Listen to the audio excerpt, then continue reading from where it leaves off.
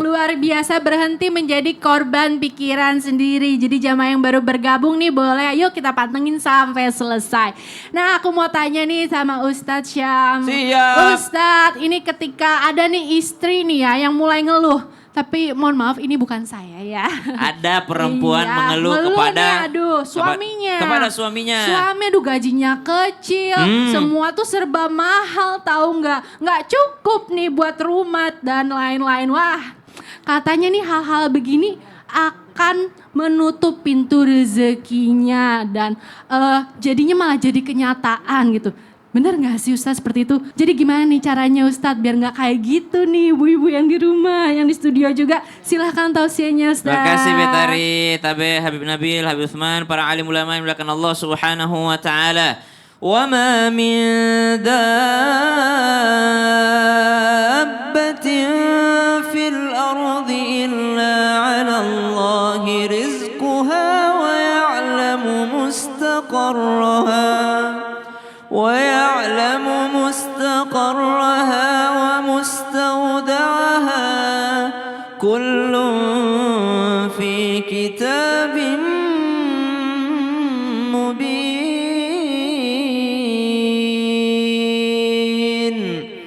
Urusan rizki sudah dicatat oleh Allah Subhanahu wa ta'ala. Rizki seperti ajal akan menemukanmu dimanapun engkau bersembunyi. Dan tidak akan tiba ajal seseorang sebelum rampung rizkinya di dunia. Sehingga ada seorang ulama tidak mau baca doa duha itu. Allahumma in kana rizki fis sama fanzilhu. Kalau rizkiku masih di langit turunkan. Kalau di bumi keluarkan. Kalau jauh dekatkan. Ada ulama tidak mau baca itu. Ditanya kenapa Syekh tidak mau baca itu? Nanti cepat mati katanya. Orang rizkinya masih jauh disuruh deket-deket. Berarti ajalnya masih jauh disuruh deket-deket. Subhanallah. Maka urusan rizki sudah dijamin. Kalau kita keluhkan apa yang sudah dijamin, kadangkala membuat kita melupakan memperhatikan apa yang belum dijamin. Ketika Nabi Ibrahim alaihissalam ditanya, wahai Khalilur Rahman, wahai kekasihnya Allah, sesungguhnya apa yang membuatmu dijadikan kekasih Allah? Apa jawaban Nabi Ibrahim alaihissalam? Di antara yang aku lakukan, aku tidak memikirkan apa yang sudah dijamin, tapi aku fokus terhadap apa yang belum dijamin. Apa yang sudah dijamin? Rizki sudah pasti, mati sudah pasti. Tapi yang belum dijamin, bagaimana aku mendapatkan rizki dengan jalan yang halal. Yang belum dijamin, bagaimana nanti aku mati, di mana aku mati, kapan aku mati sudah ditentukan. Tapi bagaimana aku menjalani akhir kehidupan ini belum dijamin. Sehingga aku berusaha istiqomah, mendapat ridhonya Allah sebelum aku mati, itu belum dijamin. Sehingga itu yang aku kejar. Jadi kalau ada orang sibuk memikirkan gaji kecil, rezeki sempit yang sudah dijamin, kadangkala membuatnya salah fokus. Yang harusnya dia pikirkan, tidak dia pikirkan. Maka ada tips dari ulama. Ada ulama menulis kitab Kaifa takunu ghaniya, bagaimana menjadi kaya raya. Di antara tips yang paling pantas untuk dijalani orang beriman adalah bertakwa kepada Allah. Wa may yattaqillaha yaj'al lahu makhraja wa yarzuqhu min haitsu la yahtasib. Takwa itu apa sih? Takwa itu standarnya menjalankan perintah Allah, menjauhi apa yang dilarangnya. Ini yang pertama, ini agak gampang nih. Jalankan perintah Allah itu gampang. Yang agak susah itu menjauhi larangannya. Wow, begitu ya. Wah. Tapi kan itu tips jadi kaya Ustaz. Tips jadi kaya. Jadi kalau mau kaya, jauhi apa yang dilarang sama Allah, jadi kaya. Masya Allah, tepuk tangan Bu Ibu. Terima kasih Ustaz. Masya Allah, tuh ya, langsung dilaksanakan tips-tipsnya ya. Aku mau tanya kalau gitu ke Habib Nabil. Baik, Habib, yang namanya manusia ya, pasti nggak jauh sama yang namanya pikiran negatif. Di kepalanya pasti ada pikiran-pikiran jelek dan negatif. Aku mau tanya Habib, ada nggak sih amalan-amalan ya supaya pikiran kita tuh selalu tenang, positif, dan juga selalu bergantung kepada Allah Subhanahu Wa Taala, biar makin berkah nih hidup ke depannya kita ya. Silakan Habib. Baik. Jadi tadi bagaimana seringkali pikiran negatif itu mendominasi kita. Yang pertama dan utama yang harus kita pahami adalah kita meyakini bahwa semua yang terjadi di dunia ini adalah atas izin Allah Subhanahu wa taala. Kita ibu-ibu sekalian, kita misalnya kecelakaan itu atas izin Allah. Kita diberikan kekayaan itu atas izin Allah. Semua yang kita miliki dari ujung rambut sampai ke ujung kaki itu diberikan oleh Allah Subhanahu wa taala. Kita nggak pernah minta rambut kita kayak apa, telinga kita kayak apa, mata kita kayak apa, tapi semua diberikan gratis sama Allah. Nah, itu nomor satu. Ketika kita memahami bahwa segala sesuatu yang terjadi di dunia itu atas izin Allah, maka hati kita menjadi tentram. Yang kedua, kata para ulama, kalau kita ingin supaya kita lebih tenang adalah hendaknya kita memahami bahwa ujian itu baik untuk kita. Ya Bu, kalau kita sekolah atau kita mondok pesantren lalu dikasih ujian, tujuannya baik apa buruk? Supaya apa? Supaya kita naik tingkat, naik kelas dan seterusnya. Maka pahami, yakini bahwa yang namanya ujian itu baik buat kita. Caranya dengan apa? Kata para ulama, coba kita renungkan hikmahnya. Misalnya apa?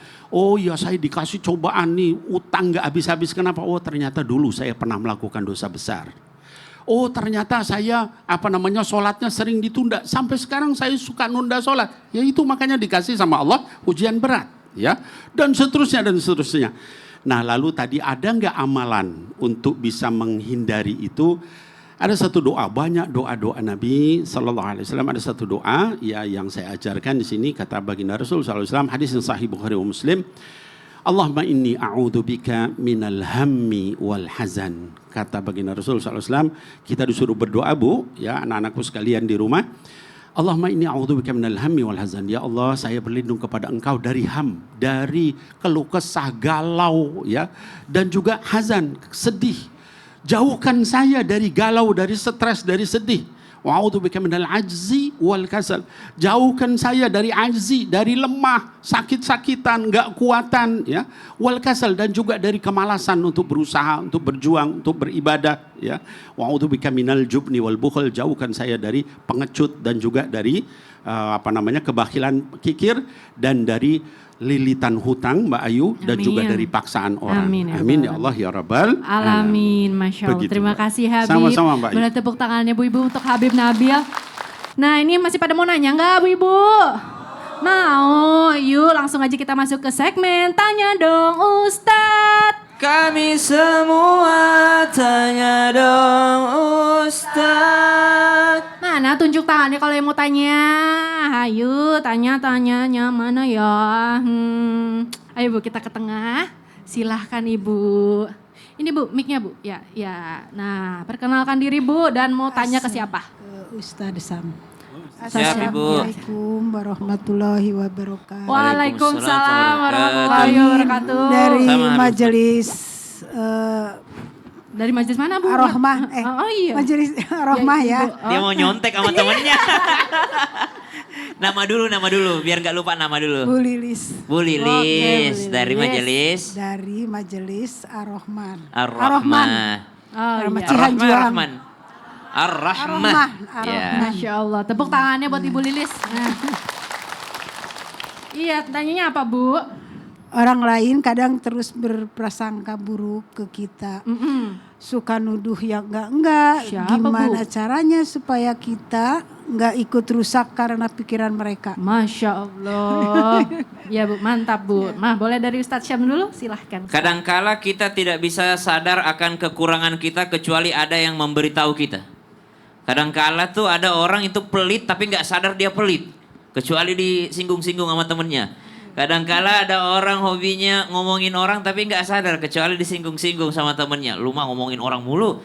Kadangkala kita punya kekurangan itu tidak bisa kita sadari dengan diri kita sendiri. Ada yang mesti mengingatkan kepada kita. Sehingga Sayyidina Umar bin Khattab radhiyallahu anhu itu selalu mendoakan orang yang koreksi dia. Rahimallah man ahda ilayya uyubi. Semoga Allah merahmati menyayangi orang yang nunjukin aku kekuranganku. Jadi kalau disinggung-singgung sama orang, biar nggak overthinking, cari apa yang disinggungnya sama saya. Oh memang saya seperti ini kok, saya mau berubah. Oh, yang disinggung kepada saya apa ya? Oh, tapi kalau nggak ada pada diri saya, ngapain marah juga? Nah, sehingga ada nasihat itu. Kalau engkau dikatain sama orang, ngapain marah kalau memang ada pada dirimu? Dikatain pelit, emang pelit, ngapain marah? Kalau engkau dikatain orang lalu tidak ada pada dirimu, ngapain juga marah? Orang tidak ada. Jadi dua-duanya tidak ada yang bikin overthinking. Kalau dikatain memang ada, ya sudah. Kalau dikatain memang nggak ada, ya sudah juga. Jadi dua-duanya bikin enjoy, bikin santai aja. Kalau memang kekurangan, alhamdulillah ada yang mendiagnosis supaya dicari obatnya. Obatnya nggak pelit apa ya? Obatnya pelit ya. Oh, rajin bersedekah. Kalau Masya memang Allah. ada, subhanallah. Tapi ada apa enggak, Bu? Ada. Ada katanya. Ya udah kalau gitu dari Habib deh. Bismillahirrahmanirrahim. Allahumma sholli ala sayyidina Muhammad wa ala ali sayyidina Muhammad. Berprasangka buruk kepada orang lain, hasud kepada orang lain, nuduh yang enggak kepada orang lain. Biarkan mereka menjadi hasud, biarkan mereka berprasangka buruk, jangan merusak hati dan jiwa kita. Ingat, jangan pernah jahat kepada orang lain karena ulahnya dia. Jangan menjadi jahat karena orang jahat. Jangan menjadi hasud karena orang hasud. Jangan menjadikan kita menjadi orang yang syirik karena orang yang syirik. Oleh karena itu, faman afa wa aslaha fajruhu 'ala Allah. Siapa orang yang berbuat baik, memaafkan, maka surga baginya. Angkat tangan bermunajat kepada Allah, meminta kepada Allah Subhanahu wa taala agar apa? Yang pertama, Allah kabulkan doanya. Yang kedua, jangan menjadi orang yang hasud, orang yang syirik, orang yang dengki karena orang yang hasud, karena orang yang dengki. Oleh karena itu biarkan mereka. Udah, doain aja, ya Allah, mudah-mudahan Engkau berikan hidayah kepada mereka. Dan ya Allah, jadikanlah kebaikan di dalamnya kepada diriku, suamiku, istriku, anak-anakku, keluargaku, menjadi kebaikan dan keberkahan. Inilah hamba yang pintar. Hamba yang pintar adalah mengambil momentum doa yang terbaik, doa yang diijabah oleh Allah Subhanahu wa taala, doa yang di dalamnya doa mustajab. Siapa yang doa mustajab? Mereka yang dizolimin.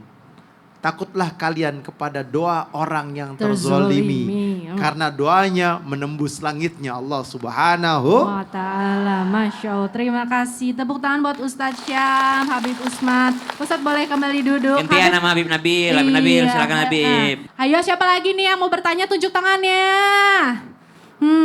Tadi sebelah sini udah, sekarang yang sebelah sini kerudung yang pink-pink. Teteh yang cantik di pojok, silakan teh, ayo, mangga kita ke tengah teh. Iya, Masya Allah, tepuk tangan buat teteh ini. Aduh, teteh-teteh Bandung, iya mah. Silakan teh. Perkenalkan diri. Bismillahirrahmanirrahim. Assalamualaikum warahmatullahi wabarakatuh. Waalaikumsalam warahmatullahi wabarakatuh. Izin bertanya Habib Nabil dan Habib Usman. Baik, insya Allah. Perkenalkan, nama saya Hilma dari Majelis Ta'lim Syifaul Qalbi Bandung Barat. Kebetulan saya keadaannya sedang LDM Kak gitu. Dengan suami saya. Iya, Okay. betul. Jadi saya dengan suami saya itu jauh dan suami saya itu keterbatasannya mungkin dari komunikasi gitu ya. Jadi kalau misalkan nih hari-hari biasanya ngabarin jam 7, tiba-tiba melenceng gitu jadi jam 9 tuh. Jadi pikiran saya tuh kemana-mana gitu Habib. Apa jangan-jangan suami saya kemana Udah gitu. video call belum? Belum, itu keadaannya misalkan telat gitu. Jadi saya tuh berpikirnya apa mungkin suami saya selingkuh gitu. Tetehnya mah video call duluan, kalau misalnya nggak di video Iya, call balik. kan gak diangkat Oh, gitu. gitu. Tapi ternyata suami saya lembur, tapi saya tuh masih gak percaya gitu. Apa bener gitu kayak gitu. Dan juga apakah saya tuh kan sering ngedenger tuh feeling istri tuh bener gitu, tepat gitu. Belum tentu juga. Iya, tapi kan banyak gitu yang ngedistract saya seperti itu. Apakah itu memang pikiran saya aja Habib atau hanya hasutan setan gitu? Iya, Bagaimana cara mengatasinya Habib? Terima Boleh, kasih. Habib Nabil silahkan. Baik, izin Habib Usman duluan. Baik Ibu, dan juga mungkin mewakili yang lain-lain yang punya kasus serupa. Jadi pertama kita ini menyadari Ibu bahwa kita manusia. Kita punya banyak sekali keterbatasan. Oleh sebab itu kita perlu pendukung yang maha kuasa yang tidak ada batasan. Yaitu Allah Subhanahu wa ta'ala. Allah mengajari kita, ini untuk urusan suami kita yang jauh tadi, untuk urusan anak kita yang sedang belajar, untuk urusan orang tua kita di kampung dan sebagainya. Dengan cara kita mendoakan mereka. Saran saya yang pertama adalah cari waktu-waktu yang mustajab. Misalnya apa? Misalnya adalah malam hari, sepertiga malam pada saat kita tahajud doakan. Waktunya yang paling tepat adalah yang paling dekat sama Allah waktu sujud. Aqrabul abdi ilar rabb wa huwa sajid. Ya fa'aktiru fi du'a inda sajid atau kama qala sallallahu alaihi wasallam. Kata Nabi Muhammad sallallahu alaihi wasallam, paling dekat jarak kita dengan Allah itu pada saat sujud. Banyak doa ketika sujud. Nah, jadi doakan pada saat sujud, doakan pada saat ba'da adzan, doakan pada waktu-waktu mustajab. Hujan, pada saat kita sakit, nanti biar Allah yang jaga dia. Gitu. Kalau Allah yang jaga, nggak ada yang bisa ngambil dia, walaupun dia mau misalnya dengan orang lain. Satu ya. Yang kedua adalah hendaknya kita berbuat sebaik mungkin dengan suami kita, sehingga tidak ada celah dari diri kita yang salah. Ya, seringkali orang melakukan hal yang tidak baik karena kita yang buka peluang, kitanya galak, kitanya super cemburu, kitanya misalnya dan sebagainya, overprotection dan sebagainya. Jadi hindari semua itu, lalu kita doa sama Allah, tawakal, insya Allah kita akan dijaga seterusnya oleh Allah Subhanahu Wa Taala. Dengan cara seperti itu aman mudah-mudahan suaminya. Ya Bu, amin, ya Allah ya Rabbal. Amin. Nah kalau dari Habib Usman bagaimana nih Habib? Bismillahirrahmanirrahim. Izin Habibana. Baik, Ingat silakan. bahwasanya kita ini makhluk Allah. Betul yang sampaikan Habib Nabil. Serahkan semuanya kepada Allah. Allah yang bisa merubah hati hamba. Allah yang bisa merubah segala sesuatunya. Ya mughalibal qulub sabit qalbi ala dinik. Dan ingat juga bahwasanya kita sebagai seorang istri atau sebagai seorang suami bermunajat kepada Allah, minta kepada Allah agar dijaga istri kita, anak-anak kita atau suami kita berada dalam sebuah kebaikan. Kan kita sering berdoa, Rabbana hablana min azwajina wa dzurriyyatina qurrata a'yun waj'alna lil muttaqina imama, dan berharap kepada Allah Subhanahu wa taala juga dia menjadi sebuah istri yang terbaik atau suami yang terbaik. Dan yang paling penting di sini, kalau takut suaminya selingkuh ketika lagi jauh daripada suaminya, maka bikin komitmen dulu dari awal. Nanti kamu di sana kerja yang benar, jangan lilik kanan kiri, fokus kerjaannya, fokus untuk berada di dalam mencari nafkahnya, dan tentunya menjadikan ketenangan bagi siapa? Bagi istrinya. Saya kalau keluar rumah saya udah share lokasi sama istri saya. Ya kan, share lokasi bukan 1 jam, 8 jam. Ya kan, share live location. Ya kan, saya share live lokasi. Terus ketika saya ada di mana-mana, kita ada di mana-mana, saya bilang saya ada di sini. Lagi pula sebelum saya kasih tahu juga tempat ngajar udah pada fotoin, di tag istri saya. Jadi mana apa? Mananya kalau udah niat baik insya Allah ada kebaikan. Tapi kalau sudah ada rencana buruk, ada niat buruk, kemanapun dia pergi, walaupun tidak keluar kota ataupun tidak jauh dari pulaunya, tetap aja bisa dia melakukan maksiat atau berbuat dosa atau bisa selingkuh daripada istrinya. Betul. Jadi tergantung daripada niatnya. Matangkan niat dan etikat yang baik dan berharap menjadi suami istri yang baik. Masya Allah, tepuk tangan buat guru-guru kita. Masya Allah. Gimana Teh, udah lega ya Teh? Iya, nih suaminya nih lagi nonton. Dadah dulu dong Teh. Ih, cie. Nah, alhamdulillah jamaah, tidak terasa sudah ya perjumpaan kita pagi hari ini sudah selesai. Insya Allah besok subuh kita ketemu lagi di Islam Itu Indah. Terima kasih banyak Ustaz Syam, Habib Nabil, Habib Usman. Ilmunya luar biasa sekali ya. Dan saya Betari Ayu mohon pamit undur diri. Mohon maaf apabila ada salah kata dan perbuatan. Wabillahi taufiq wal hidayah. Wassalamualaikum warahmatullahi wabarakatuh. Waalaikumsalam warahmatullahi wabarakatuh.